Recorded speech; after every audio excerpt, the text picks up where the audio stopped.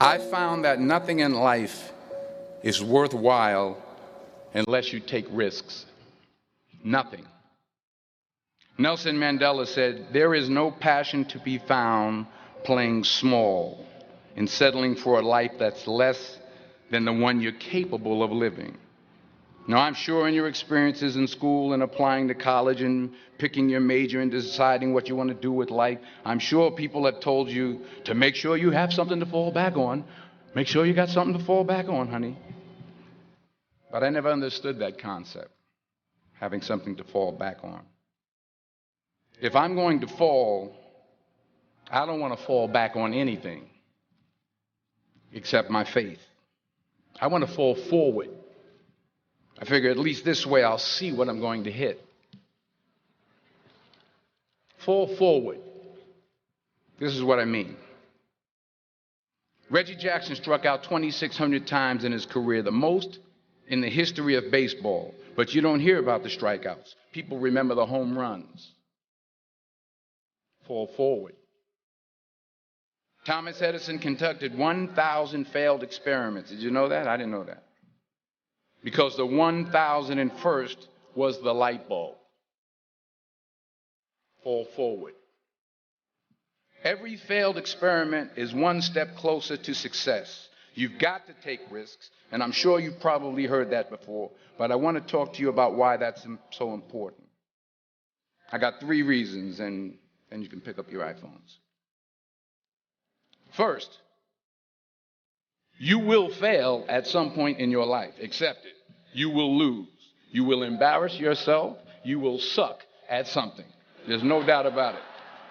And I know that's probably not a traditional message for a graduation ceremony, but hey, I'm telling you, embrace it, because it's inevitable. And I should know. In the acting business, you fail all the time. Early on in my career, I auditioned for a part in a Broadway musical. Perfect role for me, I thought, except for the fact that I can't sing. So I'm in the wings. I'm about to go on stage, but the guy in front of me, he's singing like Pavarotti. He's just he's just going on and on and on, and I'm just shrinking. I'm getting smaller and smaller. So they say, "Oh, thank you very much, and you'll be hearing from us." So I come out with my little sheet music, and it was Just My Imagination by the Temptations. That's what I came up with. So I hand it to the accompanist, and she looks at it and looks at me and looks out at the director and was like, "All right." So I start, I'm going to sing. I'm like, "It's just my imagination once again, and they're coming away with me." And they're not saying anything, so I'm thinking I'm getting better. So I start getting into it.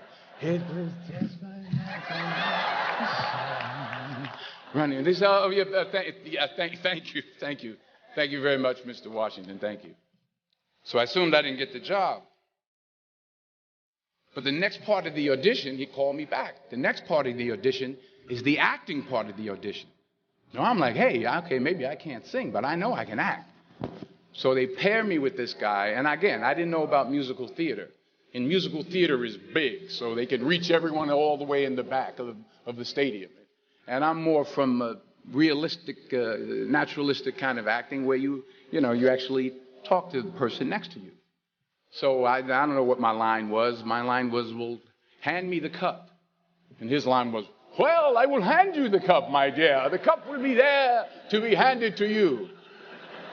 And I said, "Oh, okay." "Well, should I give you the cup back?" "Oh, yes, you should give it back to me, because you know that is my cup and it should be given back to me." I didn't get the job. But here's the thing. I didn't quit. I didn't fall back. I walked out of there to prepare for the next audition, and the next audition, and the next audition. I prayed. I prayed. And I prayed. But I continued to fail and fail and fail. But it didn't matter because you know what? There's an old saying, you hang around the barbershop long enough, sooner or later you're going to get a haircut. So you will catch a break, and I did catch a break. Last year, I did a play called Fences on Broadway. Someone talked about it. Won the Tony Award. And I didn't have to sing, by the way. But here's the kicker. It was at the Court Theater. It was at the same theater that I failed that first audition 30 years prior. The point is, every graduate here today has the training and the talent to succeed. But do you have the guts to fail? Here's my second point about failure. If you don't fail, you're not even trying. I'll say it again. If you don't fail, you're not even trying. My wife told me this great expression. To get something you never had, you have to do something you never did. Les Brown's a motivational speaker. He made an analogy about this. He says, imagine you're on your deathbed, and standing around your deathbed are the ghosts representing your unfulfilled potential. The ghost of the ideas you never acted on. The ghost of the talents you didn't use. And they're standing around your bed, angry, disappointed, and upset. They say, we came to you because you could have brought us to life, they say. And now we have to go to the grave together. So I ask you today, how many ghosts are going to be around your bed when your time comes? You've invested a lot in your education, and people have invested in you. And let me tell you, the world needs your talents, man, does it ever. I just got back from Africa like 2 days ago, so if I'm rambling on, it's because I'm jet lagged. I just got back from South Africa. It's a beautiful country, but there are places there with terrible poverty that need help. And Africa is just the tip of the iceberg.